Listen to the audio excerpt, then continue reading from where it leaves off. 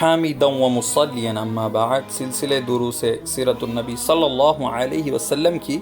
پچھلی ویڈیو میں ہم نے بات کی تھی کہ کیسے وحی کے نازل ہونے کے بعد مزید اطمینان کے لیے حضرت خدیجہ رضی اللہ عنہا نبی کریم صلی اللہ علیہ وسلم کو ورقہ بن نوفل کے پاس لے جاتی ہے۔ اس کے بعد وحی کا سلسلہ جو ہے رک گیا، اور یہ کتنے دن رہا اس میں علماء کرام کا اختلاف ہے، کسی نے 40 دن، کسی نے اس کے علاوہ کہا ہے۔ بہرحال اللؤلؤ المکنون فی سیرت النبی المامون، جو سیرت کی بڑی معتبر کتاب ہے، اس کے بیان کے مطابق نبی صلی اللہ علیہ وسلم پھر جو ہے غار حرا جانے لگے اور اپنی عبادت کا سلسلہ آپ نے شروع کیا۔ آگے بخاری شریف کی 4926 روایت ہے کہ حضرت جابر رضی اللہ عنہ فرماتے ہیں کہ نبی صلی اللہ علیہ وسلم اپنے وحی کے بند ہونے کے زمانے کا واقعہ بیان کر رہے تھے کہ فبینما انا امشی، اس دوران کہ میں چل رہا تھا، سمعت صوتا من السماء، میں نے آسمان سے ایک آواز سنی، فرفعت بصری قبل السماء، جب میں نے آسمان کی طرف اپنی نگاہ اٹھائی تو کیا دیکھتا ہوں، فاذا الملک الذی جاءنی بحرا، کہ اچانک میں دیکھتا ہوں وہی فرشتہ ہے جو غار حرا میں میرے پاس آیا تھا، قاعد علی کرسی بین السماء والارض، وہ آسمان و زمین کے درمیان ایک کرسی پر بیٹھا ہوا ہے۔ کہ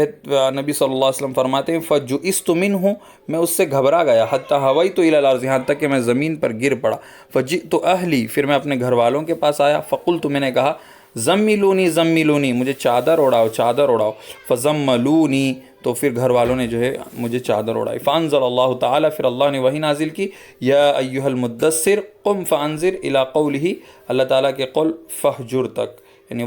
والرجز فہجر تک، ثم حمی الوحی وتتابع، پھر تو وحی کا تانتا بند گیا اور لگاتار پھر وحی آنا شروع ہو گئی۔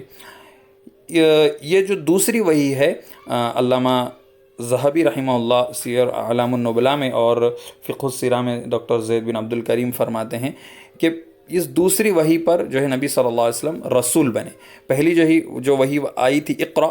اس میں آپ جو ہے نبی بنے تھے، اور اس دوسری وحی جس میں آپ کو جو ہے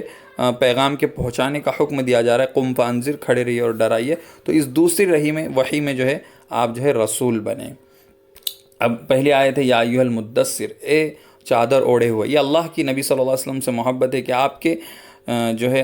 آپ کے حال کو، جس حال میں آپ ہیں، آپ اللہ جو ہے اس کو بھی بیان کریں کہ اے چادر اوڑھے ہوئے، قم فانذر، کھڑے رہیے اور ڈرائیے، یعنی مخلوق کو اللہ سے ڈرائیے۔ پھر نبی صلی اللہ علیہ وسلم نے اس حکم پر ایسا عمل کیا کہ اپنے آخری وقت تک جو ہے اللہ سے اور اللہ کے عذاب سے جو ہے امت کو ڈراتے رہے۔ تیسرا حکم ہے ربک فکبر، اللہ کی بڑائی بیان کیجیے، اور آپ صلی اللہ علیہ وسلم زندگی بھر اللہ کی بڑائی بیان کرتے رہے۔ چوتھی آیت ہے وثیابک فطہر، اور اپنے کپڑوں کو صاف رکھیے، یعنی جب آپ دعوت دیں، لوگوں کے سامنے پیش ہوں، تو آپ کے کپڑے صاف ستھرے ہونے چاہیے کہ مخاطب آپ کی طرف متوجہ ہو۔ یہ حکم صرف نبی صلی اللہ علیہ وسلم کے لیے نہیں بلکہ ہر داعی کے لیے، کہ جب وہ دعوت دیں، لوگوں کے سامنے اللہ کا کلمہ بلند کریں، لوگوں کو دین کی بات سمجھائیں، تو اس کا گیٹ اپ، اس کا ظاہری حال و احوال جو ہے صاف ستھرا ہونا چاہیے۔ ایسے نہیں کہ اس کی داڑھی درست نہیں، اس کے مونچھ درست نہیں، اس کی ٹوپی، کپڑے، اس کا حال احوال درست نہیں، یہ غلط طریقہ ہے۔ اور پانچویں آیت تھی والرجز فہجر، اور بتوں کو چھوڑ دیں، یعنی یہ امت کو کہا جا رہا تھا جو شرک میں مبتلا تھی کہ بتوں کو چھوڑ دیجیے۔